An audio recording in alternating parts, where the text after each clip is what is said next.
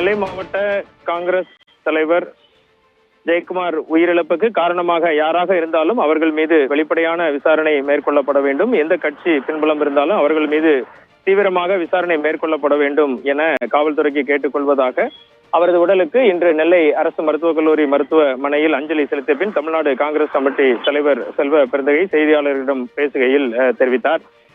இன்று காலை அவரது உடல் சுமார் 9 மணிக்கு திருநெல்வேலி அரசு மருத்துவக் கல்லூரி மருத்துவமனையில் இருந்து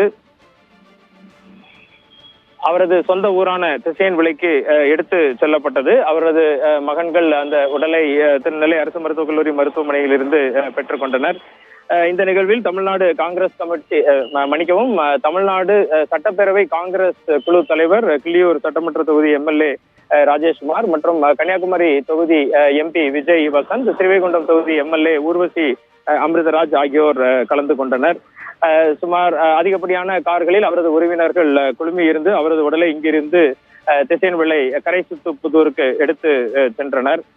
பின்னர் காங்கிரஸ் கட்சியினர் மீண்டும் குற்றவாளிகளை உடனடியாக கைது செய்ய வேண்டும் என கோரிக்கையை வைத்து கோஷங்களை எழுப்பினர்.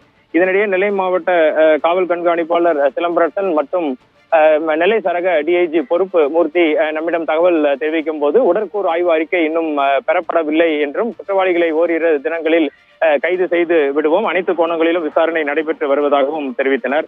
நெல்லை மாவட்ட காவல் கண்காணிப்பாளர் சிலம்பரசன் தலைமையில் 100க்கும் மேற்பட்ட போலீசார் திசையன்விளை பகுதியில் பாதுகாப்பில் ஈடுபட்டுள்ளனர். இன்னும் சற்று நேரத்தில் இறந்த KPK ஜெயக்குமாரின் உடல் அவரது வீட்டில் வைக்கப்பட்டு அதன் பின் அங்குள்ள கிறிஸ்துவ ஆலயத்தில் வழிபாடு நடத்தப்பட்டு அருகில் உள்ள கல்லறை தோட்டத்தில் நல்லடக்கம் செய்யப்படும் என தகவல் வெளியாகி உள்ளது.